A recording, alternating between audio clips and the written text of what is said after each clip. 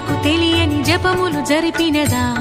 మురళీ సఖీ వెనుకటి బ్రతుకున చేసిన పుణ్యమిదా తనువును నిలువున తొలిచిన గాయములే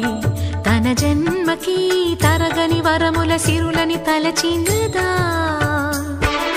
కృష్ణా